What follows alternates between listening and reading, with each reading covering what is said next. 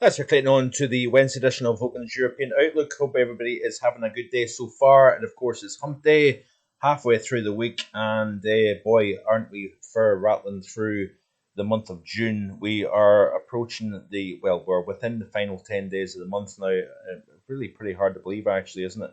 And I thought in today's video I would do a little bit of a glance back at what the forecast had for the month of June here on marketandweather.com, as well as looking at what the prospects are for the final 10 days of the month. Now, of course, we still have got a wee ways to go in terms of seeing out June, but this is a tweet by Dr. Simon Lee talking about, it's actually a tweet regarding the marine heat wave that we're seeing at the moment surrounding the UK to the north of the Atlantic Ocean, and of course down the eastern side of the North Atlantic and through the main development region. And of course, high pressure has been, a large contributing factor. It's interesting how the atmosphere is actually, in a sense, dictating the sea surface temperature anomalies here. Warmest, compared to average almost anywhere on the planet surrounding the UK. But a little bit of context. It isn't that we're seeing water temperatures that we've never seen before. It's just a case of the water temperatures that we're seeing at the moment is typically what you'd expect later in August and possibly even into the first week of September, where the sea surface temperatures around the UK would be technically at their warmest, 17 to say 19 Celsius. So just want to bring a little bit of perspective. The reason why high pressure dominating further north compared to normal, a lack of weather has allowed these SSTs to really warm up to anywhere between 4 and 6 above the seasonal average. And indeed, the reason why we're seeing such tremendous warmth down through the Canaries, the Azores, and into the tropical Atlantic is the lack of high pressure further south. Typically, you would have the trade winds blowing around that area of subtropical high pressure down near the Azores. That would typically upwell the waters and bring cooling through the Canary Island current region and into the Azores and down into the tropical Atlantic. So it's a little bit of a fairly simple reason why we're seeing such incredible warmth within the sea surface temperatures at this moment in time. It'll be interesting to see what happens over the next month or so, whether these anomalies start to come down as the pattern may shift around. We'll look at that in just a second. But a lot of negatives, as you can see here, across northern Africa, through the Mediterranean into southern portions of Europe. What a turnaround, remarkable drought conditions across Spain. We've not got that really so much now, and the temperatures have also come down significantly with the rainier conditions down here across Iberia. I expect to see the flip around taking place lower heights further north, where the high pressure has been so dominant, and where that big positive is at the moment, that is going to now start to shift back towards the areas that have seen such unsettled conditions through the last month or so. But of course, there has been a lot of concern about river levels, especially across Scotland. The reason why is because even during the very wet March, the wet April across particularly England and Wales, high pressure had been so dominant further north, and therefore we've been running drier than average really since, believe it or not, March right up until now across the northern half of the British Isles, and that is why river levels, SEPA has raised the alarm in terms of drought, low river levels and reservoirs and whatnot. And you can see here, this is a graphic of a BBC article about the mean river flow during the month of May across the British Isles. And you can see here exceptionally low river values, especially to the west and north of Inverness and north of Fort William. This is where the conditions are worst. Notice here actually coastal parts of Aberdeenshire, down into parts of Tayside, actually not too bad at all. Dry across the majority of Scotland, northern England, the majority of Wales, as you can see here. And then, as you can see, thanks to some very wet conditions during the springtime, not looking too bad anywhere really from Cornwall all the way up to Norfolk, and even into parts of the South Midlands, into Lincolnshire, parts of even Yorkshire. Yeah, we've got a few areas that are running pretty dry. compared to average, but it's not too bad down in this neck of the woods. Now remember what my forecast said: high pressure to the north, low pressure to the south. And I think overall June has turned out pretty darn well, if I'm being honest with you. This is the temperature anomalies of weatherbell.com for the month of June. And yeah, we are very warm compared to average across the board. You can see here where it's been wettest: Spain, a large area of average to below average, as you can see here, a large swathe of Italy below average, and anywhere from Western Russia down the eastern side of the continent. It has been a cooler than average June, which is quite interesting. Again, a lot of media sources would like you to believe that we're just boiling over and everything is getting completely out of it's trying to hold context, isn't it? So, are we approaching the warmest June on record for the British Isles? Because that is probably slightly unlikely to be the warmest June, but certainly according to the CET. Now, this is a tweet here by MetWatch. Latest look at the June CET. Mean CET is at 16.6 up to the 19th, which would put that as joint ninth warmest on record since 1775. And the average maximum CET is at 22.7 up to the 19th, currently running at the warmest on record and 0.2 Celsius ahead of 1976. And of course, this is just the CET. The UK average is slightly different, but certainly this possibly could be within the top 5 warmest Junes on record for the British Isles. Now, what it did say in my forecast was that the high initially would drift to the northwest, which it did.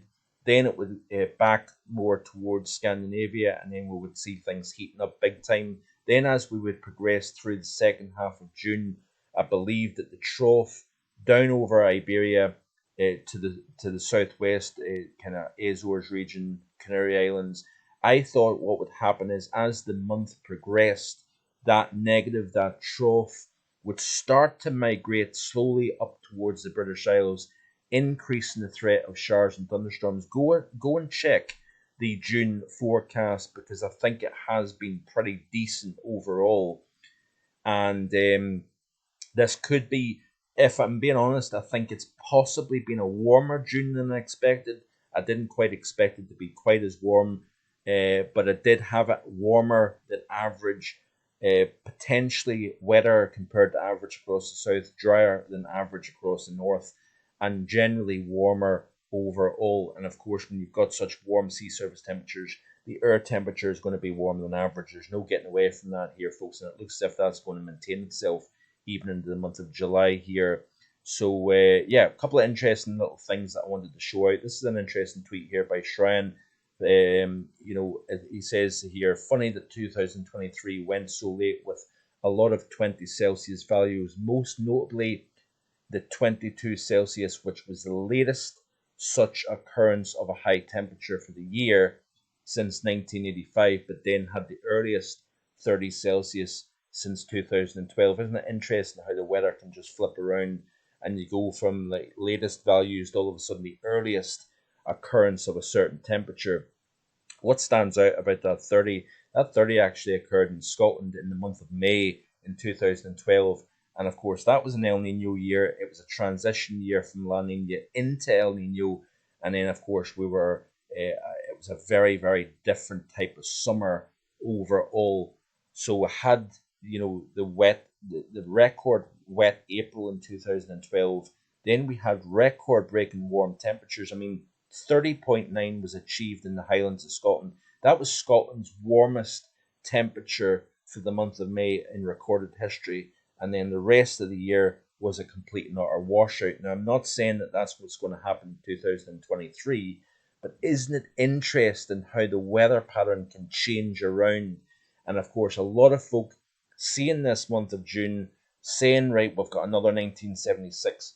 But I've always said that this would be a front-loaded summer, and it'll be interesting to see, with all that warm fuel surrounding the UK, Do we see, with the onset of the El Nino in the Pacific, do we see a 2012 flip around, and all of a sudden, with lower pressure further north, with all that warm waters compared to average, do we have a significant rainfall during the middle and second half of the summer? I'll hold my hand up if I'm wrong when all is said and done, but I just find it very interesting. But do check out my June forecast, folks, and let me know in the comments section below what you think. I think it's up there with an 8 or a 9 out of 10. Based on what we've seen so far, based on what I was forecasting, based on the fact that I thought the high would shift to the places essentially it has shifted to. We've seen more in the way of unsettled conditions moving north as the month has progressed. And I'm like I say, I'm reasonably pleased overall. In fact, I'm more than reasonably pleased that this opening month, the summer, has turned out pretty decent indeed, without sounding like I'm blowing molten trumpet. Warm temperatures as we progress towards the weekend, of course. It's going to be a distinct and classic northwest to southeast contrast in temperature, areas of low pressure, bringing spells of unsettled conditions, enhanced wind, shower activity, longer spells of rain, especially across Ireland, Northern Ireland, Scotland, Wales even. But then, of course, further east, with that warm, moist air coming north, we are going to knock on the door 30 on Saturday, and it looks as if the UK Met model, this is off the Weather Outlook website here, we could see temperatures now. The model is actually indicating a 32 Celsius on Sunday afternoon, but notice how confined it is. It's to the north and northeast of London that we will see the warmest temperatures. Further north, nowhere near as warm. In fact, if we can look at the chart further north, you can see here that we've only got 16s and 17s, even lower temperatures than that, in the West Highlands of Scotland here. So a very distinct contrast in temperature. Why is that the case? Well, of course, if we look at the GFS off weathercharts.com, we'll play through the loop. Of course, we do have higher pressure starting to build in. We've had some fairly wet conditions, actually, with shower activity in the last 24 hours or so. We had nearly 17 millimeters of rain a couple of days ago, with nearly 3 millimeters of rain today, and some couple of heavy showers. And we're starting to kind of get a little bit more wet weather conditions coming back into play once again. Very important, of course, especially the further north you go over the British Isles. But watch this space. On Friday, this is, of course, at 1500 Friday afternoon. Notice here the trough is now starting to dig further and further south. So that then pulls the air out of Africa, out of Spain and Portugal. We're really heating things up here, of course. But the temperatures are tempered somewhat because of the amount of wet weather we've seen in the last month or so down here, of course. But we will see the turnaround taking place, of course. But notice here, this is the weather coming in across western and northern areas, further south and east, there's where your warmth is going to be. And as we play through this loop here, folks, you notice here that the trough now cycling energy around this upper level low. We could see features developing at the surface here as that energy moves in across the UK, will enhance showers, thunderstorms, longer spells of rain, a much more unsettled flavour overall. And this is quite a different look to what we've seen, of course. Notice the flatter look in the upper air flow. There's a nice 979 millibar area of low pressure. We're going to have a trailing frontal system that is going to bring a spell of wind, rain, and cooler temperatures. So quite the different look, quite a different type of pattern we're seeing as we end the month of June. The golden question is this a blip to end June, begin July, and we go back to a high pressure dominated pattern? Or is this something of a broader shift in the overall pattern? That is going to be, of course, the question that we will only find out with time. So plenty of material, of course, for you to digest. Once again, I've ran the clock back up to 15 minutes. It just feels as if there's so many things to cover in these videos. So I do appreciate your view. I appreciate your subscription, and do indeed stick around. There is a lot more things to come in the days and weeks ahead. So enjoy the rest of your Wednesday. Please like, share, and subscribe. And I'll see you again hopefully tomorrow with more. Bye for now.